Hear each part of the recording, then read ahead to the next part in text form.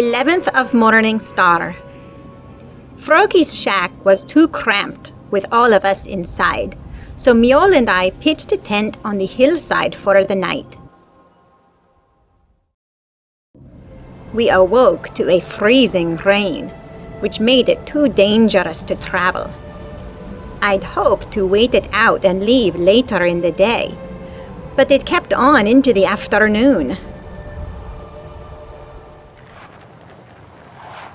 I spent the time tanning the animal hides I'd gathered on the way here. Mjoll and Froki spent the time chatting and laughing so uproariously at times that I thought folk in Riften might be able to hear. Who knew that the old man had it in him? I was a little jealous at first. He didn't let his guard down like that with me. But as I listened to them talk, I realized that she was like a daughter to him. He had been close with Mjoll's father, and thus had known her since she was born. The day went more quickly than I expected, and we soon found ourselves relaxing after a warm supper and telling stories about our adventures. Mjoll talked of her travels and entertained Haming with tales of her own childhood hunting experiences. Having overheard me mention the dragon, he was especially interested to hear about my battle with the beast. So I told him, with slight embellishment, but mostly a true account of how afraid but determined I'd been, how long it took, and how exhausted I was when the fight was over. So that's pretty much it, Haming. It was scary and exciting and exhausting. It was one of the best evenings I could remember. Gathered around with friends and a full belly, warm from the mead and the companionship. When I crawled into the tent later that night, I felt so relaxed and peaceful that I drifted off easily and slept like a babe in its mother's arms.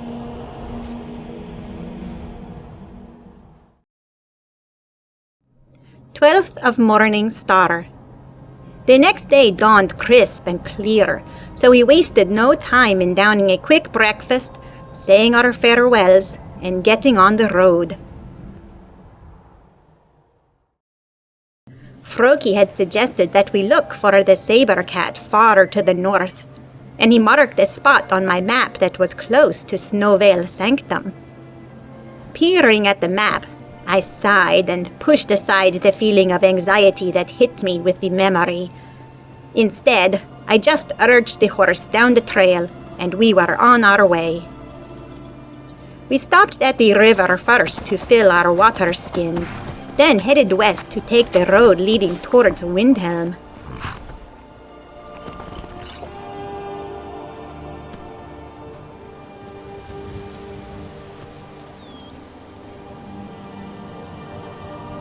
As expected, we encountered a number of wild animals along the way. Also, as I was learning to expect, we encountered enemy humans. When a mercenary attacked, I was loath to kill her, but Mjoll's war cry and ferocity encouraged me, as did her comments after the battle. I can take you. You should leave us alone. Come on.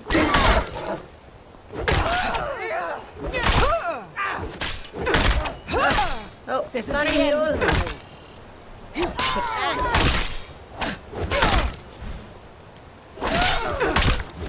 Leave us alone. That's how a true Nord fights. Aye. Thank you, Mjoll. I also felt better when I realized that the mercenary had just terrorized a poor peddler. Oh, you're all right? We found him sitting in the grass beside a cart overturned onto the cobblestones. What happened? Bandits attacked and ransacked my cart. Oh, can you help me? No. Yes, sure, we'd be happy to help. What can we do? My camp is nearby in the ruins of Nilheim. Get me there safely, Aye. and you'll be rewarded. Lead the way. He asked us to escort him to his camp, which was nearby, and I agreed. I was glad of the opportunity to do a good deed for a change. I followed closely behind the man as he led the way towards a crumbling stone tower. Lead the way, man. Let's go.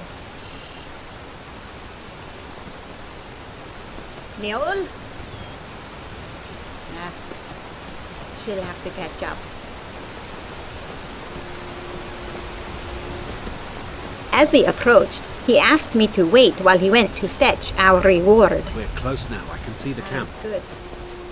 You'll be safe. Wait here. I'll be right back with your reward. To my surprise, he gave a loud shout, and we were set upon by a group of bandits. That lying fetcher! What? Hey, wait a minute! No! We are helping! With no choice but to fight for our lives, I laid about with spell and sword. Mjoll had lagged behind, so she did not join the fight immediately. However, when she arrived, we made quick work of the ball. Dirty bandits. Oh yeah? See about that.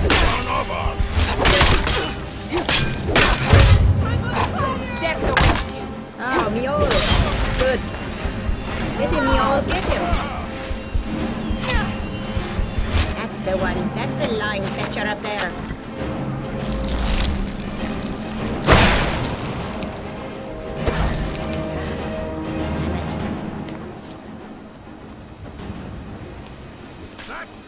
All you got? Behold my power! You anger one, you anger us all. Aye, that's right. Let you pass, huh? Traitor.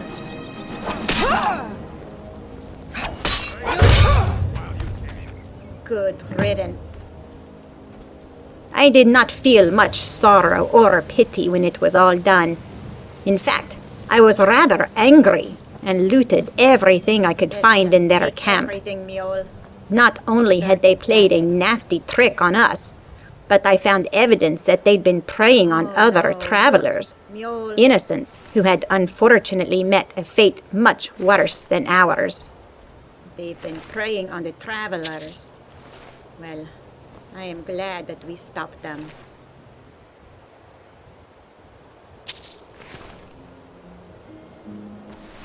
With that encounter behind us, we continued on our way towards the city. Sunshine turned to rain as we rode, but we pressed on. Oh, you silly cat.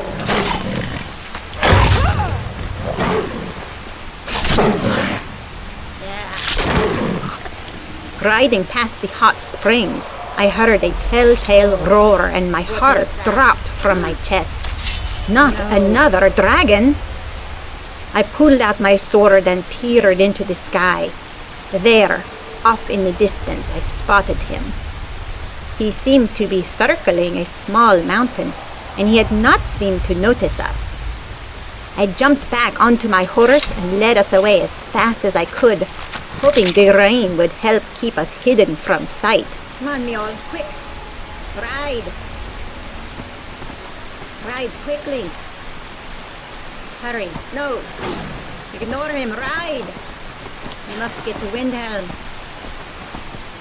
I didn't relax until we finally reached the Windhelm stables, soaked and chilled to the bone. At Mjoll's suggestion, I agreed to head into the city for some warmth and food.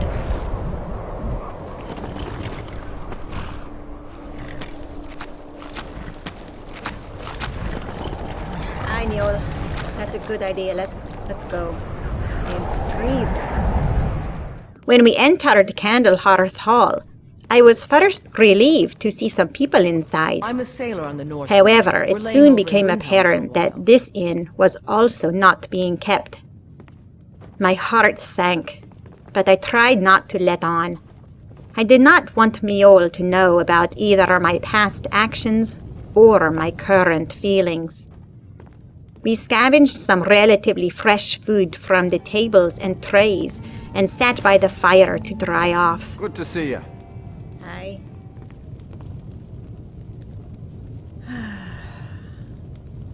I was not sure what distressed me more. The fact that I had likely killed everyone in this inn during a previous visit, or the fact that I could not even remember the event. Alright, nothing for it. Mjoll, let's just get on the road. After a reasonable amount of time had passed, I urged us to continue on our way. I just wanted to find this saber cat, prove ourselves against its might, and then get away from the area. We gathered the horses, then began the treacherous task of finding a safe way to cross the river. In the distance, I had spotted some small islands, and we used those to get across, remaining mostly dry when it was all said and done. Come on, Mjoll, I think we can get across here. What is that? Woman and the dog out for a run in the beautiful weather.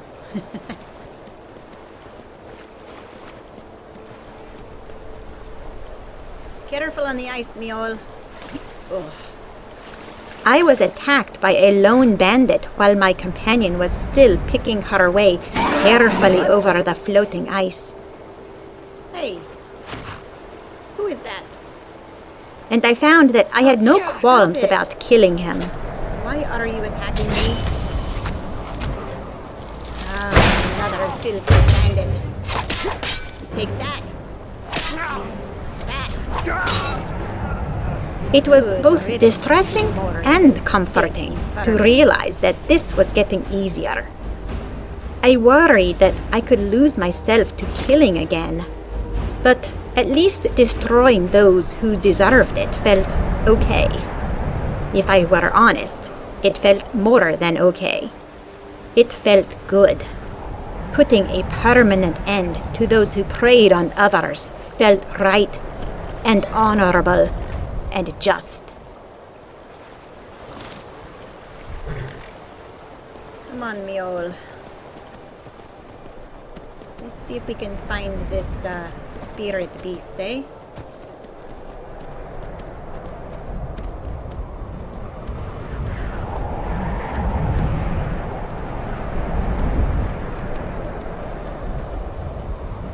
We rode up into the snowy hills, past Snowvale, and across the frozen wasteland. I wonder where it is.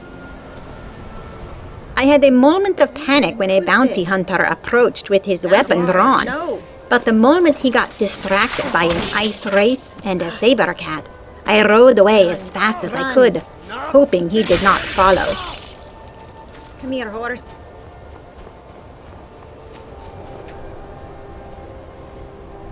Ride, Mjoll, ride!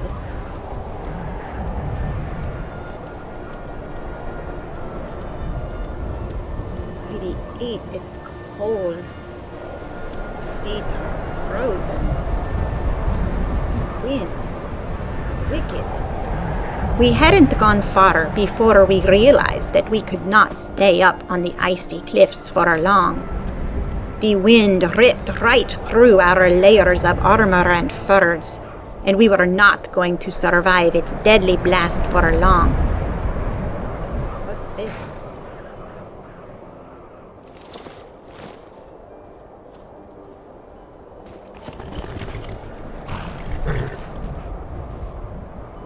Did you die from the cold? I think he froze to death, Mjoll. The same thing might happen to us if we don't find shelter. I found a way for us to get down below the cliff along the shore, and we rode to a sheltered spot to make camp. Here, I think there's a little cave here, maybe?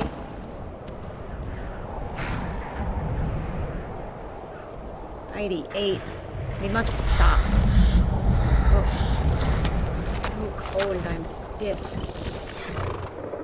Let's make a fire quickly.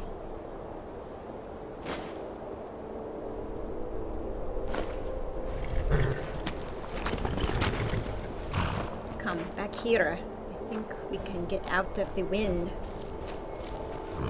It was a rather gruesome spot, with 3 freshly dead horkers and human bones scattered among a bloody patch of snow.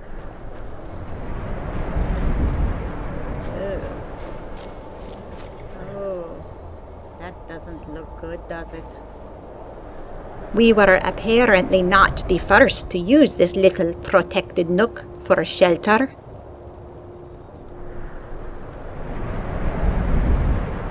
I'm going to look out here and scout to make sure it's a safe spot.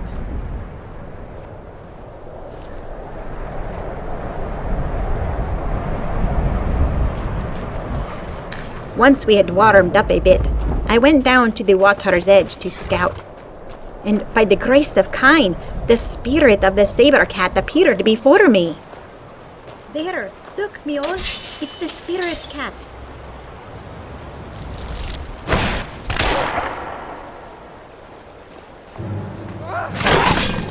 The battle was brief, for Mjoll and I both attacked with vigor.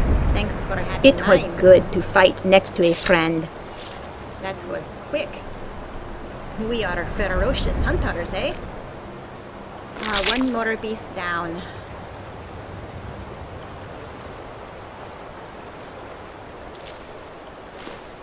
Looking out over the sea, I realized that the shadows of the cliffs above us were growing long.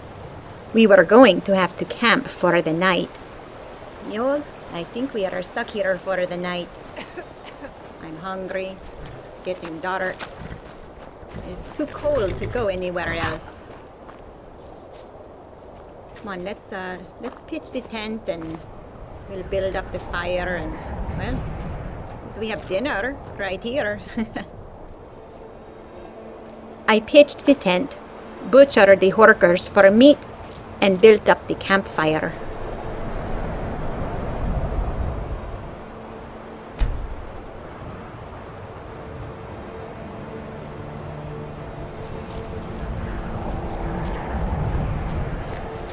Let's see what we can get off these horkers.